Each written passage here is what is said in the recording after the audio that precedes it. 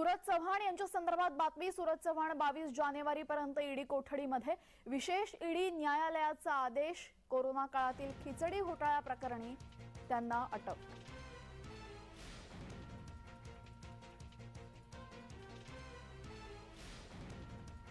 सूरज चव्हाण यांना 22 जानेवारीपर्यंत ईडी कोठडी। कोरोना काळातील खिचडी घोटाळा प्रकरणी ही कारवाई करण्यात आलेली आहे।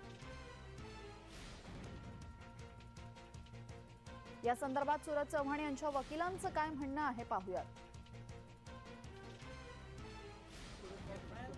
सूरज चव्हाण यांचं नावच नाही।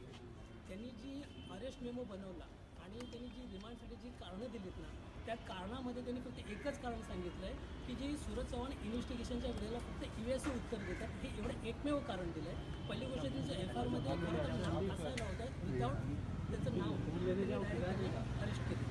या घोटाळ्याची कंपनी आरोपी आहे त्या फोर्च्यून मल्टी सर्व्हिसेसकडून सूरज चव्हाणांच्या अकाउंटमध्ये जे काही पैसे गेलेले आहेत ते पैसे हात खाली केलेले आहे की हे पैसे त्यांना कमिशन म्हणून मिळाले। आता आरोप आहे ते सगळे इन्व्हेस्टिगेशनचा पार्ट। आता सध्या इन्व्हेस्टिगेशन चालू आहे, तरी इन्व्हेस्टिगेशन पूर्णतः झालेलं नाही आहे। हा फक्त फर्स्ट स्टेप आहे इन्व्हेस्टिगेशनची, त्यामुळे अजून त्याचं इन्व्हेस्टिगेशन प्रोसेसमध्ये आहे।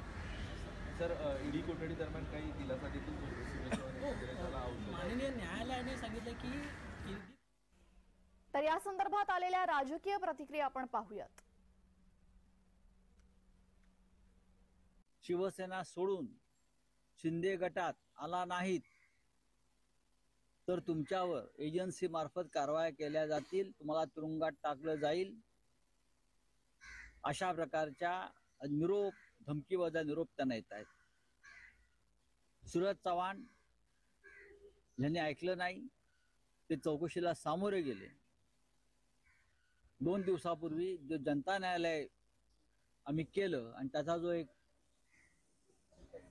इम्पॅक्ट झाला, प्रभाव पडला, त्याच्या दुसऱ्या दिवशी सूरज चव्हाण यांना अटक केली।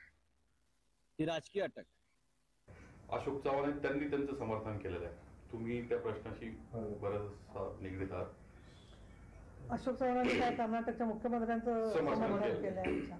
अशोक चव्हाणांनी कशासाठी समर्थन केलंय बघायला पाहिजे। काही मतदार कर्नाटकचे आहेत का, काही नांदेड लोकसभा मतदारसंघात, हे बघावं लागेल।